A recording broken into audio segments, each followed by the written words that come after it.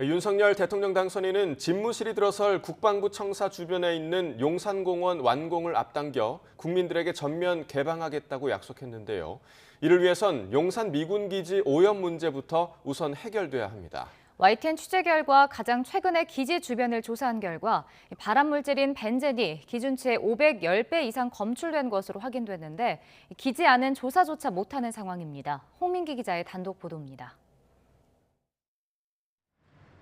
윤석열 대통령 당선인의 취임 이후 집무실이 들어설 서울 용산구 국방부 청사 인근. 청사 뒤쪽의 미군 부지인 사우스포스트 바깥 담장 바로 아래에서 지하수를 채취해봤습니다.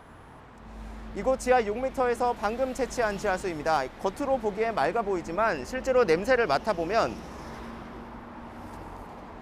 기름 냄새가 강하게 나고 있습니다. 사우스포스트 주변에는 이렇게 지하수를 퍼올리기 위한 관측공과 양수정이 모두 50여 개 설치돼 있습니다. 남영동 전쟁기념관 인근에 있는 캠프킴 주변 27곳에서도 분기마다 지하수 채취가 이뤄지고 있습니다.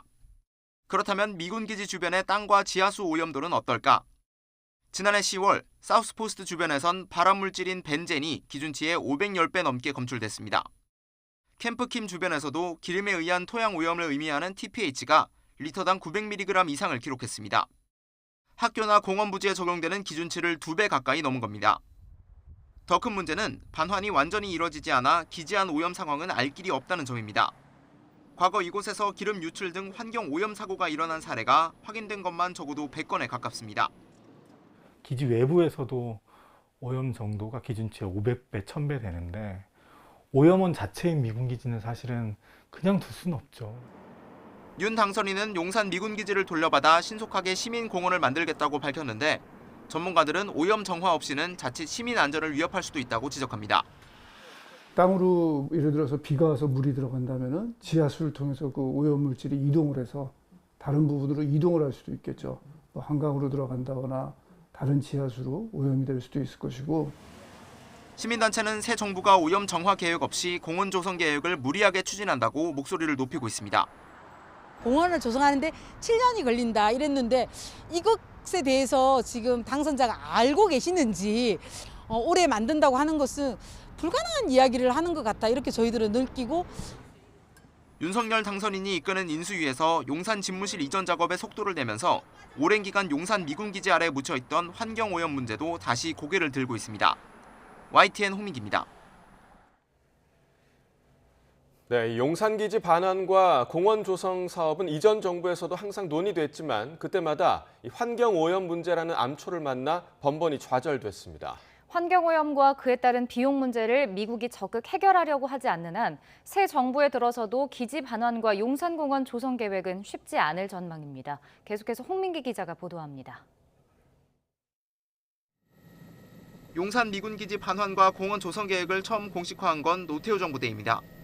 지난 1990년 용산기지 이전을 합의하고 공원 조성 계획을 발표한 겁니다. 하지만 비용 문제로 이전 계획이 미뤄졌습니다. 김대중 정부 때도 추진했는데 2001년 용산기지 인근 녹사평역에서 기름 유출 사고가 일어나면서 여론이 싸늘하게 바뀌었습니다. 당시 주한미군은 관련성을 부인했지만 한미 공동조사 결과 기지 내 유류 탱크에서 휘발유가 유출된 것으로 드러났습니다. 이태원 삼각지 후암동 일대 지역에 지하수를 타고 계속해서 오염될 가능성이 크기 때문에 노무현 정부에선 전시 작전권 환수를 추진했던 만큼 기지 반환과 용산공원 추진에 더욱 공을 들였습니다. 결국 2006년에 용산공원 특별법이 국회를 통과하기도 했습니다. 용산공원은 지금 세대만이 아니라 미래 세대들에게도 소중한 자산입니다. 하지만 기지 이전 비용과 환경오염 문제, 그리고 한반도 안보 등 여러 사안이 얽히면서 부지 반환율은 10%대에 머물렀고 공원 조성 완료 시점도 2028년, 2045년 등 고무줄처럼 변해왔습니다. 문재인 정부에서는 지난해 말에 와서야 용산기지 반환과 공원 조성 시점을 N+7년으로 발표했습니다. 기지 반환 시점이 언제일지 모르지만 돌려받더라도 공원을 조성하는 데엔 7년은 걸린다는 겁니다. 핵심 쟁점은 오염 정화 사업과 관련 비용을 누가 부담하느냐입니다. 경제협력개발기구 OECD의 오염자 부담 원칙에 따르면 미국 측이 정화 비용을 내야 하지만 미국은 이를 거부하고 있습니다. 현 정부는 일단 우리 돈으로 정화한 뒤 미국에 청구하겠다는 입장인데 이 역시도 미국이 받아들이지 않고 있습니다. 앞서 윤석열 당선인은 용산공원 조성을 앞당길 수 있다는 입장을 밝혔습니다. 용산 대통령 집무실 주변에 수십만 평 상당의 국민 공원 공간을 조속히 조성하여 임기 중 국민과의 소통을 더욱 강화하겠습니다. 하지만 역대 정부에서도 번번이 좌절됐던 만큼 조성 시기를 앞당길 경우 이 과정에서 졸속 합의가 이뤄지는 것 아니냐는 우려가 나오고 있습니다. 시간을 딱 못 받고 그 전에 무조건 반환을 받겠다. 그게 25%든 100%든 간에 반환을 받겠다 하면 조건은 딱 하나죠. 미군이 요구하는 모든 조건을 다 들어줘야 한다.